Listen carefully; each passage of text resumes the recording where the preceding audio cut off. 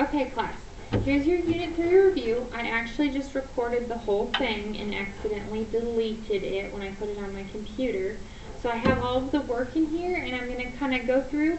Please, please, please pause. Look at each problem. I didn't tell you the answer. I told you how to solve each problem, and I'm still going to do that. So you do need to pause this, look over the work. You're going to have to do a little work yourself, and you need to put your answer. You need to circle it. So when I go through and check these, it's real easy for me to see what your final answer is. So you need to have your final answer circled on each one. Okay? So, the first question.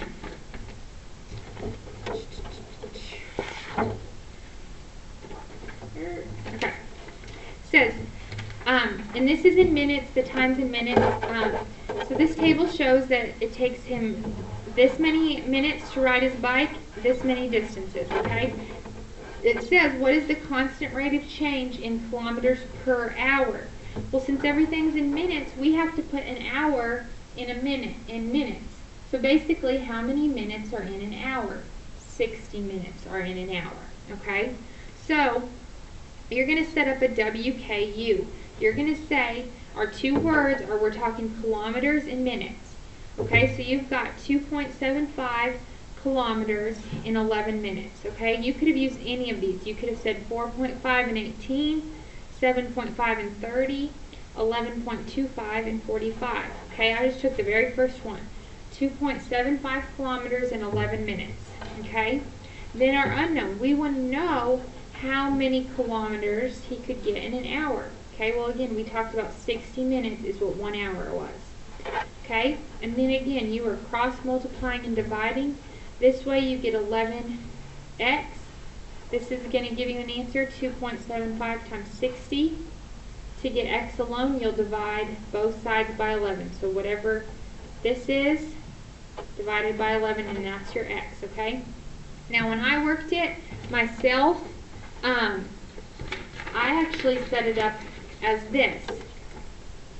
I saw right here 7.5 times 30, so I did the 7.5 kilometers in 30 minutes, this is supposed to be minutes, not hours, is equal to how many kilometers in 60 minutes, and I could see real easily, I could say 30 times 2 is 60, so I can take 7.5 times 2 to tell me what x is, okay? That's going to give you the same answer as this. Okay, number 2. Coach Poe filled the coolers with Gatorade for his football game. He spent this much money for this many gallons. What is the constant rate of proportionality in this situation? This means, what was his price per gallon? Okay, what's he paying per gallon? And that's just literally taking the dollars per gallon. He spent $78.65 on 30.25 gallons. You're just going to divide that. I reminded you, now when you put, so the horse, or the man sitting on the horse, the man goes in the house. Okay, so 78.65, 30.25. You cannot have a decimal out here. So you have to move this 2 spots to the right to get this to be a whole number. Well, if you do that out here, you have to do it in here. 2 spots to the right. Okay? So 78.65 divided by 30.25, and now it's going to tell you what the constant of proportionality is. Okay? Okay. The cost of Amy's rent increased by 7% to $797.15 per month. What was the cost of her house, the rent, before it increased? Okay? So it increased to this. We know the price after. So this is one that I talked about in class, so the price before, that was the total cost. That was 100%. That was the full thing. Well, now it increased to this. So we took that same 100% that it was, and we added 7 more percent. Okay, we increased it by 7%. So we say it's 107%. Okay, percent is always over 100. Well then, so if you set this up 107 over 100, then you need to put the new price, $797.15, times x. Okay, or whatever we're solving. This is going to be the original price. Okay, and this, a way you can think of it is, this price is equal to the 107%, and then this original price is equal to just the 100% that it was. Okay, and you cross multiply and divide. And I reminded y'all, when you multiply by 100, you are just basically taking the decimal in the number 2 spots to the right. So when you take 797.15 and multiply it by 100, you're making it bigger, and you're going to take this decimal and you're going to move it 2 spots to the right, because there's 2 zeros in 100. Okay, that's just a little trick. If you don't like it, if that doesn't make sense to you, you don't think it's something you can remember, that's okay. You're just going to then write out 797.15 times 100, okay? But that does give you this, and that's going to equal 107x. To get x by itself, you're going to divide both sides by 107, okay? Just like we've always done. All right, Miss Garcia was planning to buy ice cream for a class party. The store sold 4 different brands of vanilla ice cream. Calculate the unit rate for each brand, okay? So she's got these 4 brands, and I talked about over here, when we did unit rate, we do price per ounce, and we're finding the price for one of those ounces. Well, in this case, it's price per ounce, okay? But we're finding the price for just one. Okay, so I showed him that if we set that up, price per ounce, what I know is that $2.60 is 52 ounces. So what's the price for 1 ounce? Okay, well, when I do that, when I cross multiply and divide, I get 52x equals 260. To get x alone, you're going to divide both sides by 52. Well, this came out to be the same thing here, 260 divided by 52. So what you can kind of say is when you find the price per ounce, you're literally just going to take that price and you're going to divide it by the number of ounces. And I showed my work for that somewhere. Here, I'll redo it. Okay. So the price 260 divided by the 52 ounces. So 260 is going to go in here, divided by 52.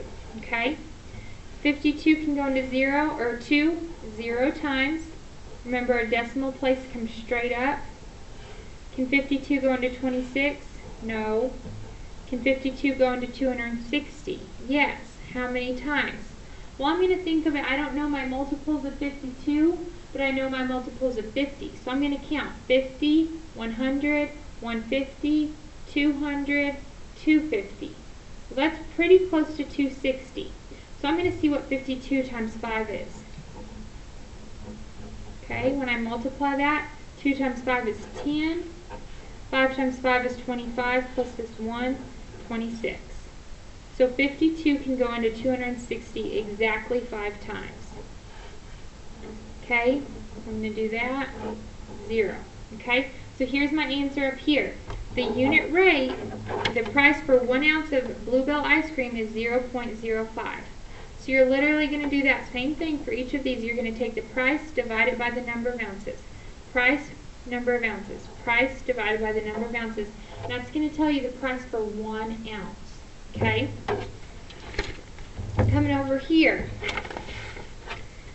Alright, this again, simple WKU situation. Okay? My words, I'm talking about milliliters and ounces.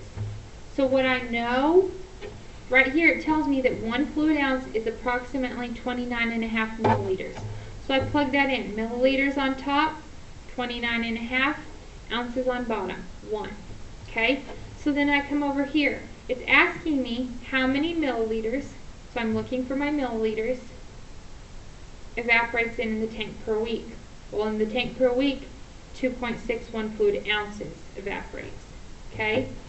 Simple proportion. Everything up here is talking milliliters, everything down here is talking ounces. Cross multiply and divide. When I cross multiply and say 1 times x, that gives me 1x, or just literally 1x I can write as x. So my answer is going to be 29.5 times 2.61. Now be careful, when you multiply decimals, remember, you do not have to line up your decimals. Okay, you pretend like those are whole numbers.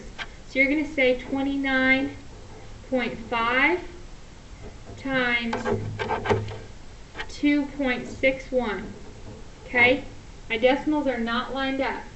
You're going to get your answer, and then you're going to see right here, there are, in my two factors, 1 and 2, those are my factors. Here there is one number after the decimal, and here there is two numbers after the decimal. So there's 3 total numbers after the decimal. So when I get my answer down here, there needs to be 3 total numbers after the decimal. Okay? That's how I'm going to decide where to put my decimal. Okay? Alright, moving on. Okay, so this is a 2-step problem right here. Student council is planning a luncheon. They budgeted for 60 people. Per person to eat, it costs $2.50. The number of people coming increased 35%. How much more money? Okay, this is a 2-step. First, we need to find how many more people are coming. So I talked about that the original, or the amount that it changed over the original, is equal to percent over 100. Your percent is always over 100, so always set that up first. Okay, it increased 35%. I got my 35 over 100. Hard to see. Okay, now the original goes on bottom. 60 people were going to come. This is going to tell me how many more, the amount that changed, how many more people are coming. Okay? I'm going to cross multiply and divide, and that's going to tell me what x is. That's going to tell me how many more people are coming.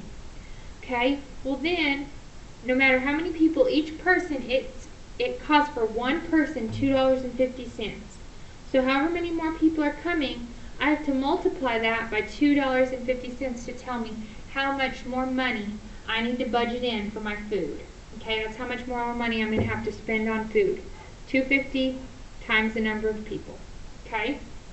Alright, here I said if you put a heart around the number 7, that shows me that you're watching the video and listening, and I will give you bonus points on your test. Okay? This is the one pay extra careful attention to. We didn't do this. This wasn't one of the review ones. Okay? This is the one I told you to make sure you understand. Well, he's charging his phone. The battery on his phone, these are the readings in this table. A full battery is 10 units. What is the constant rate of change per hour in the phone's battery life? So what I need to do is compare the hours. Okay, well I can see here from 1:10 to 2:10, that is 1 hour. Okay, so I cross these off. I don't even need to pay attention to him. This is showing me the hour. Okay, so at 1:10 he was right here, and if you look at this, this is 1, 2, 3, 4, 5, 6, 7, 8, 9, 10 units. So right here he's got 1.5 of a unit. Okay? Well then if you come over here a whole hour later, he's got 1, 2, 3, 4, 5, 6.5 of a unit. So he went from 1.5 to 6.5. So you could have just gone and said, okay, there's 1, 2, 3, 4, 5 more units. Or you could have found the difference, taken 6.5, subtracted it from 1.5 to say, okay, he increased 5 units per hour, or in that 1 hour. Okay, so you just really got to pay attention to what it's talking about. It wants to know in an hour. Well, if you look from 1:10 to 1:25, that will only tell you what he did in 15 minutes. Okay, so that's why we look from here to here. What did he go up? How much did he increase in that hour? Okay? And you could see one that was a decreasing situation, but you would do the exact same thing, and instead of it being an increase, you would have a minus or a decrease. Alright, Derek, oops. He earns, this is another 2-step problem. He earns this much money per month. This is what he wants to save for his trip to Europe in a whole year. And it wants to know what percent of his monthly budget should go to his trip to meet his goal. So what you need to do, since we're talking a month, and this is how much he wants to save in a year, we need to know how much he needs to save a month. Okay, well there are 12 months in 1 year, so if I divide that total that he wants to save by the 12 months, that's going to tell me how much he has to save each month. Total amount divided by the 12 months in a year, that's going to tell me how much money he wants to save in a month. Okay? Well then we're going to use they're a percent proportion, which is your part over whole is your percent over 100, okay? Well, the total amount he makes each month is $725, okay? The whole amount. Well, the part of that $725 that he needs to save for his trip, you found it here, that's what you're going to put on top. And that's going to equal the percent that he needs of his monthly budget he needs to save. Okay, so that's a two-step problem. First, you got to find the part that he needs to save each month, and then plug it into your percent proportion. The part out of his total monthly income is going to give you the percent. Okay, cross multiply and divide. Okay, the next one. Similar figures, meaning each one of these is proportional. What is the constant proportionality between the length of the base and the height in each triangle?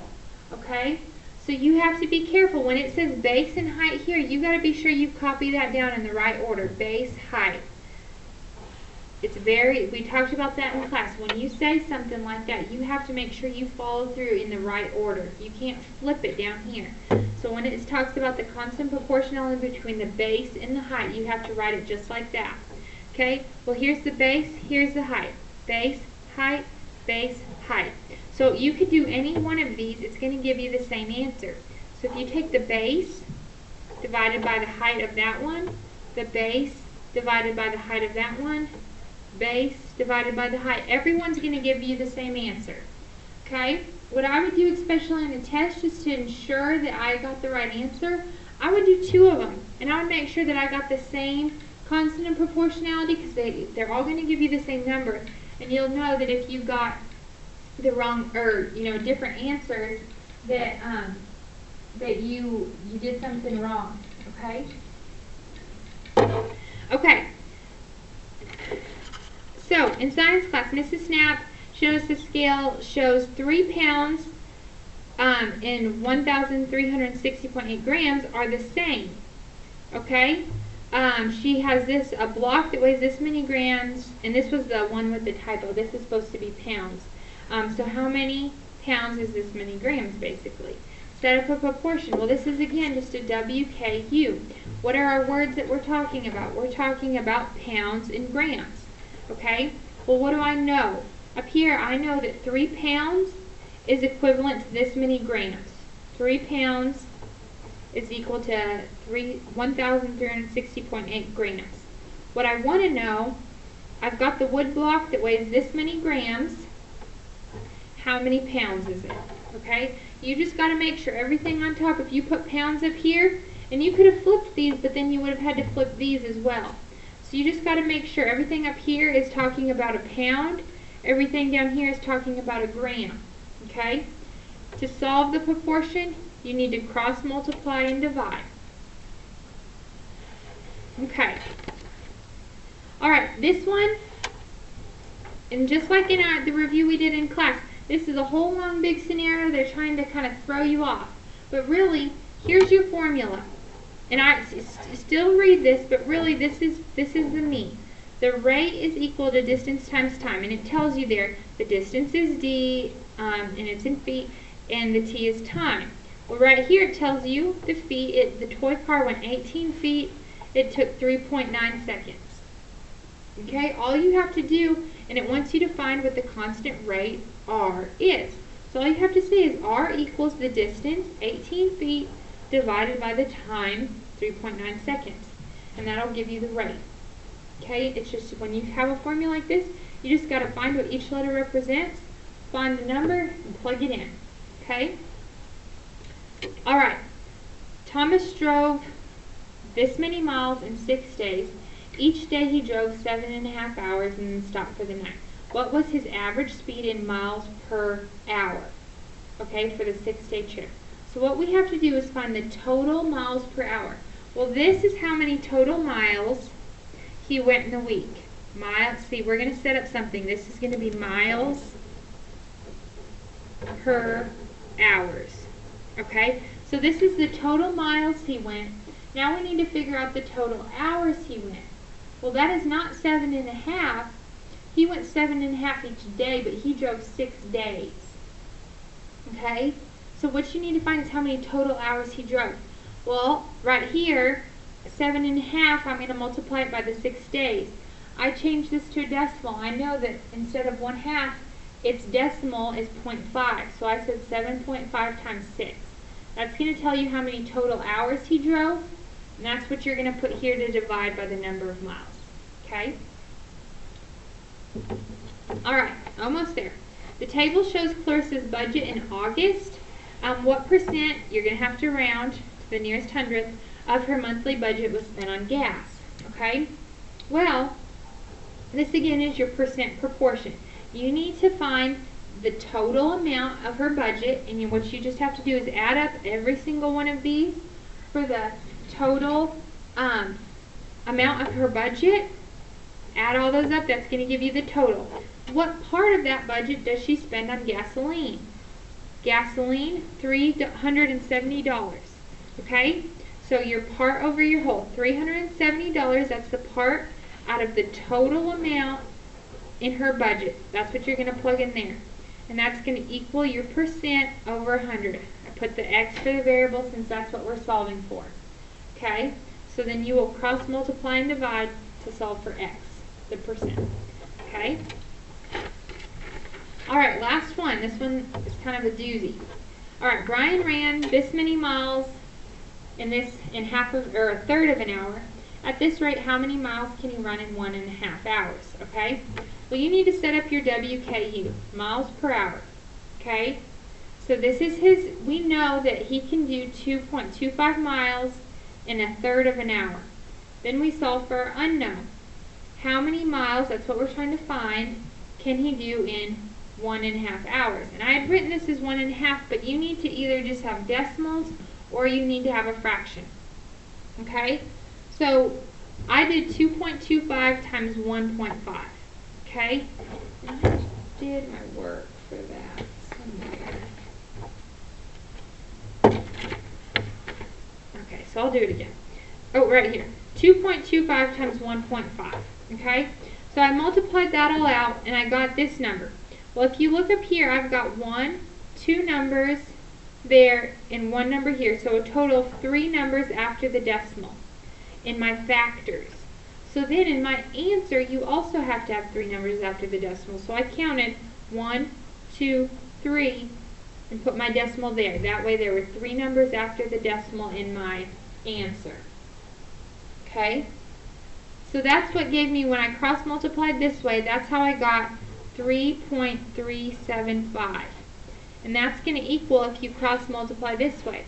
Now I warned y'all, when I did this the first time and then accidentally deleted it, that 1/3 is not a pretty decimal. Okay? Remember, it's a repeater.